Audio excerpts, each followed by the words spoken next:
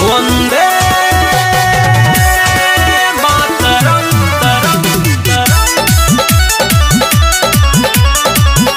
Music by गौरव रोशन।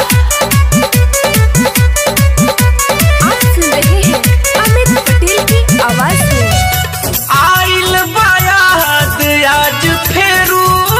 समैया के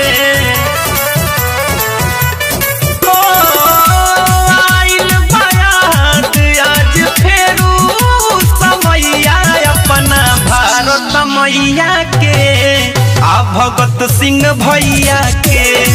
अपना भारत मैया के आ भगत सिंह भैया के आइल बायाद आज फेरू समैया अपना भारत मैया के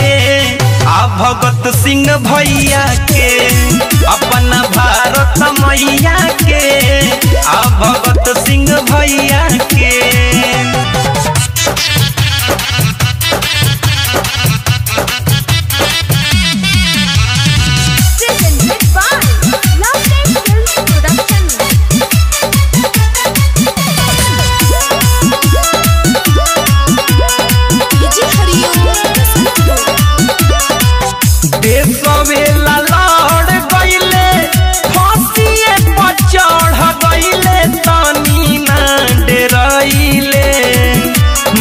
गईले झुकना पहले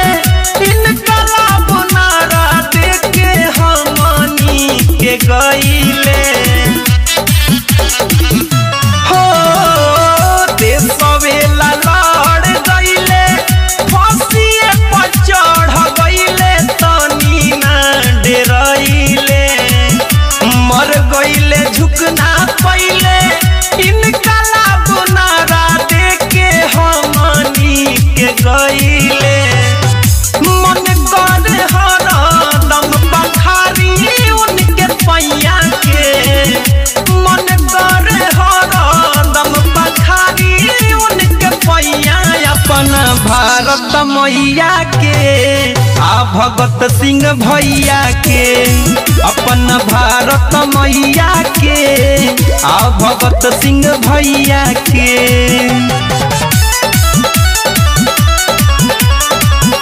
म्यूजिक बाय गौरव रोशन।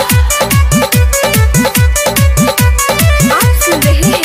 अमित पटेल की आवाज में। तू जैसे कैले बाड़ा हम हुए भैया एक दिन कर के दिखाए तोहरे नियन हम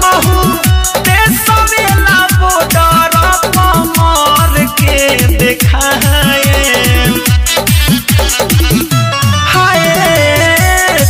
जैसे पहले बाड़ा हम हुए भैया एक दिन कर के दिखाए तोहरे नियन हम देशवेला बॉर्डर पर जान गवाए कहतानी साचो कसम खा के हम रघुरैया के कहतानी साचो कसम खा के अपना भारत मैया के आ भगत सिंह भैया के